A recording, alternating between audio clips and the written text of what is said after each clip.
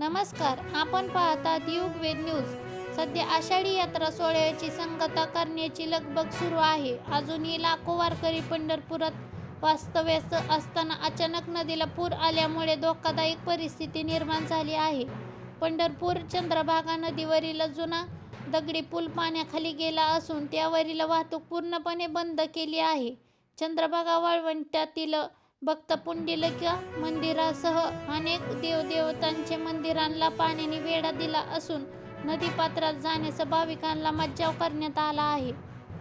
नमस्कार, आपण पाहतात युगवेद न्यूज. उजनी व वीर धरण 100% भरल्यामुळे दोन्ही धरणातून भीम व नीरा नदीच्या पात्रात मोठा विसर्ग सोडला जात आहे. या दोन्ही धरणातून विसर्ग नीर नरसिंगपूरहून येथून एकत्रित वाहत भीम नदी मार्गे पंढरपूरला पोहोचतो. हा विसर्ग 70,000 क्युसेकपेक्षा जास्त असल्यामुळे नदीकाठीच्या परिसरात पूर सदृश परिस्थिती निर्माण झाली आहे. त्यामुळे पटवर्धन, कुरोली येथील कोल्हापूर पद्धतीचा बंधारा पाण्याखाली गेला असून त्यावरील वाहतूक बंद करण्यात आली आहे. पंढरपूरमधील जुना दगडी पूल पाण्याखाली गेला आहे. वाळवंटीतील मंदिरांनाही पाण्याने वेढा दिला आहे. इतर कोल्हापूर पद्धतीचे बंधारेही यात रात्री उशीरपर्यंत पाण्याखाली जाण्याच्या मार्गावर आहेत. त्यामुळे अनेक गावांचा संपर्क तुटणार असून बंधाऱ्यावरील वाहतूक रोखण्यासाठी पोलीस बंदोबस्त तैनात केली आहे.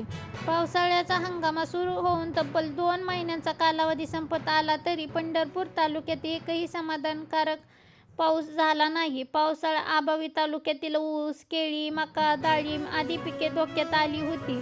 नदीपात्रात असलेले पाणी पिण्यासाठी राखीव ठेवत प्रशासनाकडून वीज पुरवठा केवळ 2 तासांवर आणला होता. त्यामुळे हजारो हेक्टरवरील पिके पाणी असूनही देता येत नसल्यामुळे जळण्याच्या मार्गावर होती. मात्र मागील 15 दिवसांपासून नीरा व भीमा खोऱ्यात झालेल्या दमदार पावसामुळे मायनसमधील असलेले उजनी धरण झपाट्याने प्लसमध्ये येत 100% भरले आहे.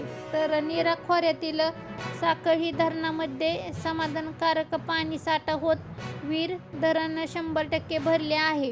दोन्ही धरणातून नदीपात्रातील विसर्ग सोडला जात आहे. त्यामुळे भीमा नदीकाठीच्या परिसरात पूर सदृश परिस्थिती निर्माण झाली आहे. पंढरपूर तालुक्यातील शेतकऱ्यांना बिगर पावसाचा पूर पाहण्यासाठी केवळ वेळ आली आहे.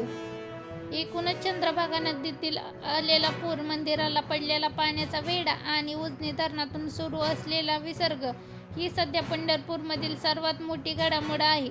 पुढील पावसावर आणि धरणातून होणाऱ्या विसर्गावर परिस्थिती अवलंबून राहणार आहे. ही बातमी तुम्हाला कशी वाटली? तुमच्या परिसरात पाऊस सुरू आहे का? आम्हाला कमेंट करून नक्की सांगा. अशा ताज्या आणि विश्वासार्ह बातम्यांसाठी युगवेद न्यूज चॅनलला सबस्क्राईब करा, व्हिडिओला लाईक करा आणि शेअर करायला विसरू नका. धन्यवाद.